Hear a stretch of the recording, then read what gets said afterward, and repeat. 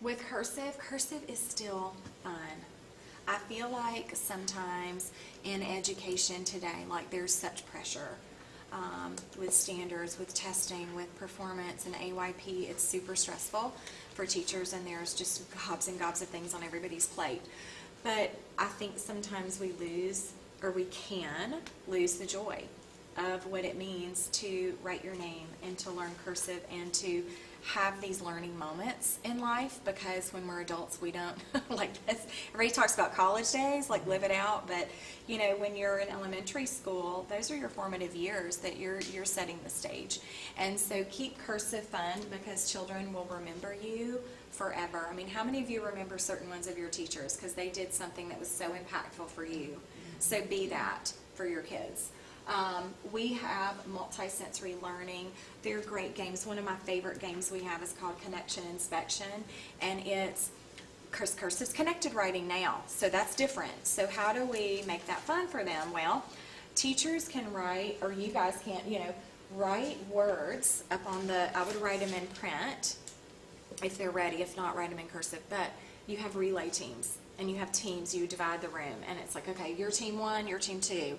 Here's the word, and you flash it up, and they come up, and they have to use their bodies of where to connect. Does it connect up high? Do the letters connect down low? So each person, like the word cat, for example, C-A-T, those all three, the C to A connection's low, then the A to T connection is low. So you would hold hands down here. So C-A-T for people.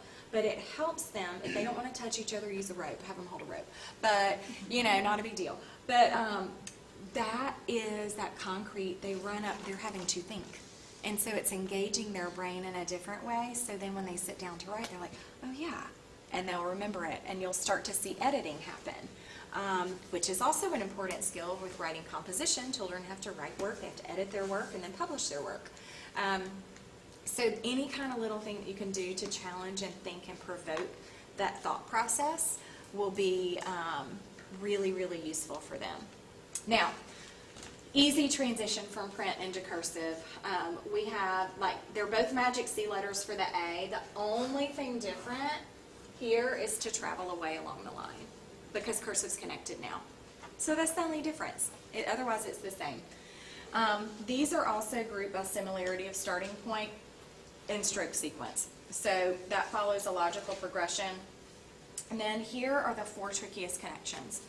There are only 4. Again, make this digestible. It's only 4 that connect up top, and these can be challenging for kids. But because we also group our letters based on similarity of connection, they have multiple practice opportunities to learn this skill as they move through. In terms of workbook design, it's going to feel very similar, even with the left or right-handed child. When they're writing sentences, the writing is below the line, the model. So no matter what handedness, they still have the perfect model from which to copy on there. And you'll see also too, so you're left-handed. Do I have any lefties in here? Okay. This may resonate with you.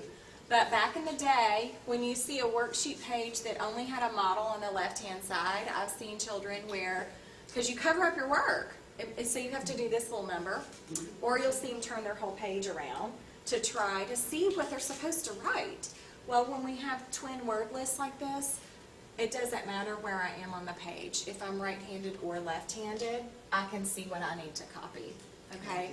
So the same thing with those multiple models we have, and then the progression between each of the 3. This is our beginner, intermediate, advanced cursive. So the teaching sequence is the same, but the skills that they're expected to do within those obviously increase in rigor.